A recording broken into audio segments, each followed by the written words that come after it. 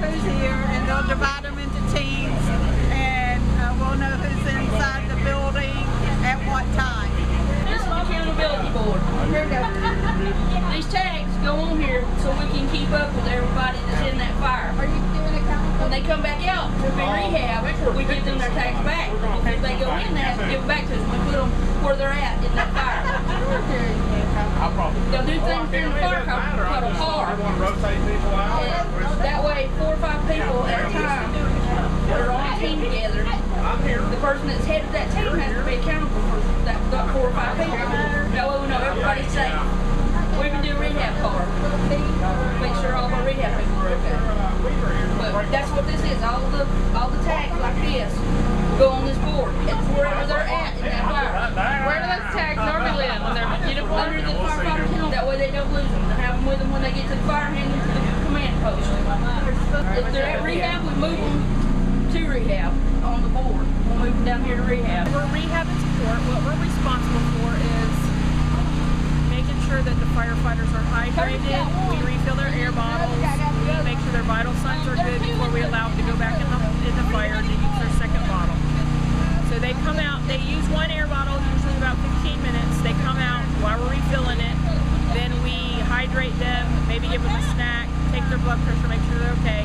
Let them go back in and use their second bottle. And when they come out, they have to sit down for 10 to 15 minutes and hydrate better and make sure that they're okay to go back in the fire when their turn comes around again. Usually they go in on teams and they rotate teams and they might be out longer than just their rehab time. But we don't always have that luxury. Sometimes we don't have enough firefighters and they have to keep going back in. They have to rehab. They have to be okay before we'll allow them back in the fire. So today you're training because there's a new system in Pickens County? A new air system in Pickens County.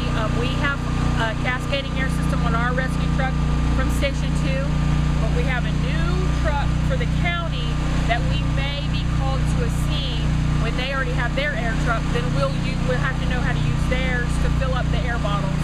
So we're here to learn the new system on the new air truck for the county.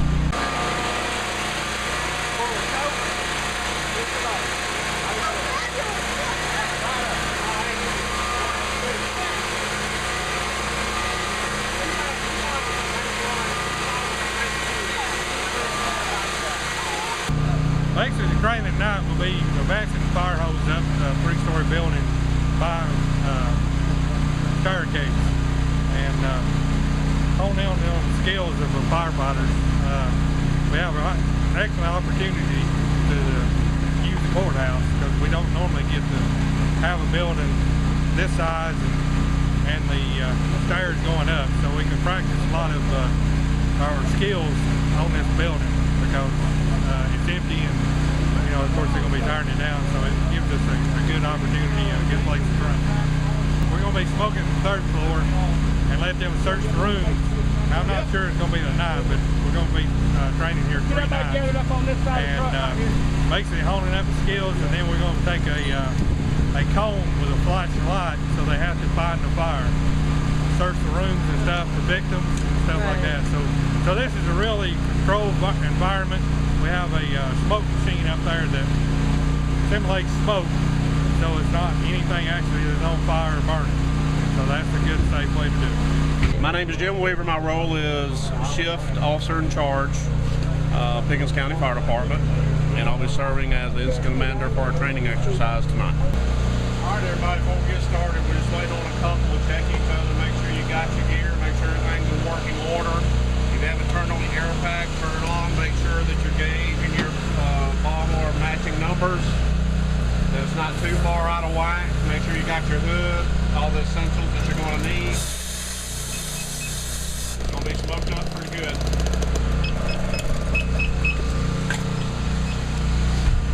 Y'all gather around so you can hear. We got to get started. We're running late thanks to the sheriff's office. I got that on video. I don't care. Frank Reynolds, you made us late, Cap. Thanks for the flashbang there, Cap. All right, everybody, before we get started, we're going to break up into 3 teams. We have enough for 4 per team. And team 2, you'll have 5. We broke you all up so kind of see how other people are working with in communication. When we get started, I'll start off as incident commander. Ms. Hedrick will be up on the 3rd floor. Chief Clark's going to handle accountability. And again, as far as just safety, if we say stop or something's going on, please stop all operations. The weather might turn a little nasty, so I think what we've designated is this hallway will be a holding room for us to get out of the elements. We're going to operate on TAC 3, so everybody make sure for communications we're going to be on TAC 3. We'll first start off a team at a time so we can keep an engine and pretty much a crew in service for calls coming in. And I think we've done a pretty good job with it. You know, sometimes when things happen, we may have to improvise that and overcome. So what I'll do now is hand it over to Chief Hedrick and let him explain what the actual training is tonight. All right, guys, first thing we're going to do, we go in tonight, we're going to go back to some of the basics. We're going to go in our groups. We're going to advance a charged hose line up the stairwell. All right, we want to make sure that everybody's comfortable and can advance that hose line up the stairwell in a quick, safe manner to get it on up there before we start our searches.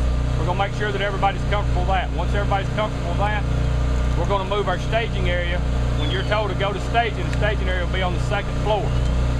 When you go to the 2nd floor, you need to have all your gear on, everything ready to go except breathing air, okay? And once your team is called, you'll hit the stairwell, with or without a hose line. It just depends on what's going on. When you get to the top of the stairwell, I, myself, or whoever's up there at that time will meet you and tell you whether you're going to do a right-hand or left-hand search pattern or you're going to do a search with a hose line or what we're doing. The main key tonight is to get in your groups, stay in your groups. When you're assigned to a group tonight, when you go in as a group, come out as a group. When you go to rehab, you go to rehab as a group. Stay together. We're having a lot of problems with this on the structure fires. We're having a lot of problems with people not reporting accountability. We need to fix these issues. Tonight, we're going to work on that by we're staying in our groups.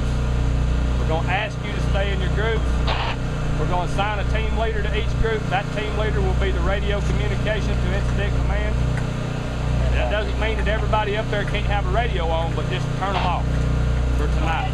Let the team leader, if something was to happen to your team leader, if that team leader goes down, first thing you want to do is call a mayday. Turn your radio on, call your mayday, go through what you have to do. Because as the night goes on, they will probably be a lost firefighter or a firefighter down. It's not going to happen. It's not going to happen right away, but it will happen before the night's over. And it may happen with each group, and it may only happen with one group. It just depends on what the time frame is and how busy we get as far as calls go.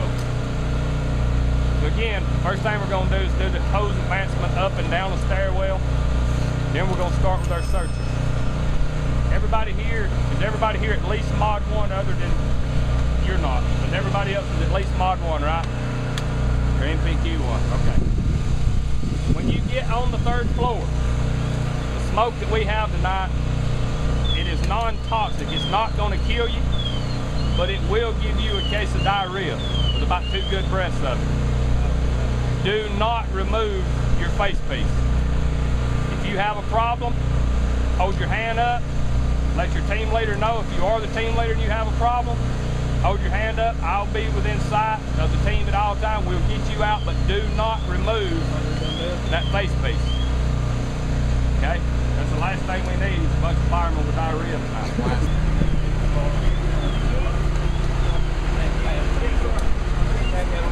What is the beeping noise?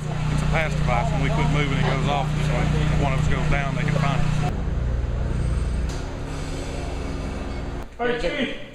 Yeah. Okay, there you go. All right, here we go. Let's go, let's go, come on, let's go. Fire, fire.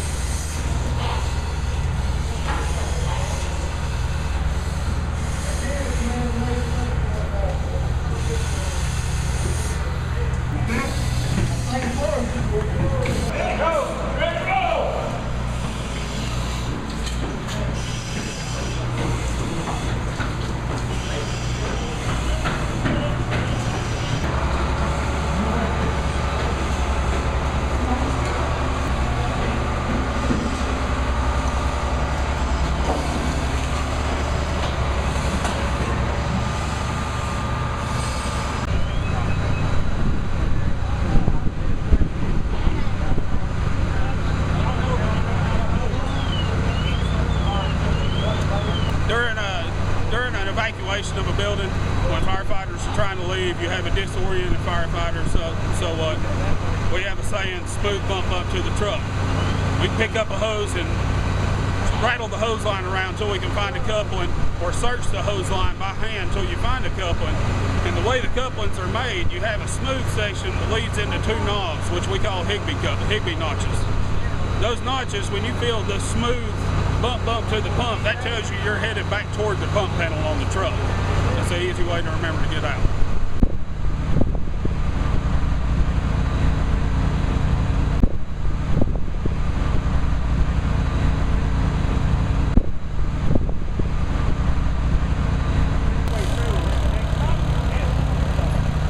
Good, I'll take it.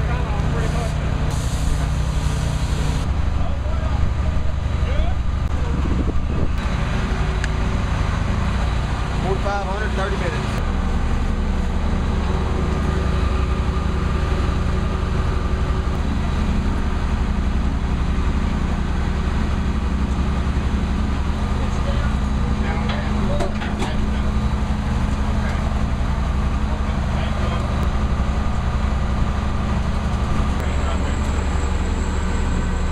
We went to the 3rd floor, advanced the hose line, branched off and made right-hand wall searches in each room. Searched the whole 3rd floor. Didn't find anything, and then advanced the hose line back down the stairs.